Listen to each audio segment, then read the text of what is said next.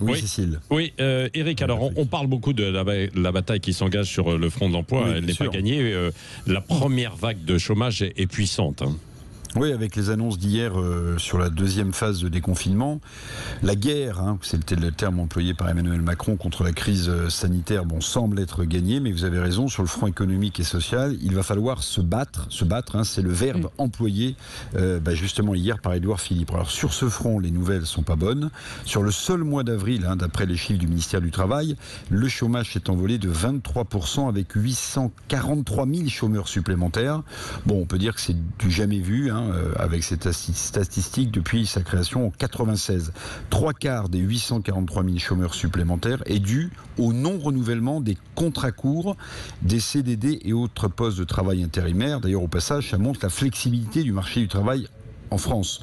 Et ce sont aujourd'hui 4,5 millions d'inscrits au Pôle emploi. Et malheureusement, sur le front de la crise sociale, on le sait, et de l'emploi, la deuxième vague est attendue. Oui, c'est ça. Alors, à propos de cette deuxième vague, on a l'impression qu'elle sera plus haute. Quels sont les signes avant-coureurs? Renault, par exemple, ce matin, non, ça c'est... Oui, bien sûr, Patrick. Il y a d'abord deux faits structurels. Le premier, c'est la fin de ce qu'on peut appeler la nationalisation du chômage. Vous savez, le paiement par l'État du chômage partiel, qui a quand même permis à 12 millions de chômeurs de ne pas porter atteinte à leur pouvoir d'achat. Cette mesure sociale, qui est d'ailleurs quasiment unique au monde, va progressivement, on le sait, prendre fin. Mais surtout, vous avez raison, ce sont les salariés en CDI qui vont se retrouver maintenant sur le carreau et en première ligne, si j'ose cette comparaison. En effet, les plans de licenciement, vous avez parlé de Renault, on parle de 4500, 4600 postes supprimés d'ici 2024. Plusieurs sites vont être fermés.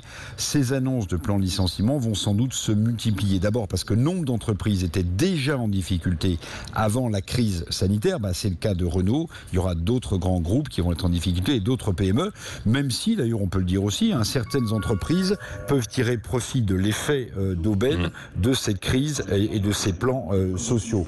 C'est vrai que cette deuxième vague risque d'être forte. Le pire n'est jamais certain, mais on peut aussi demander aux autorités, peut-être publiques, de faire plus sur les amortisseurs sociaux pour essayer d'amortir cette crise.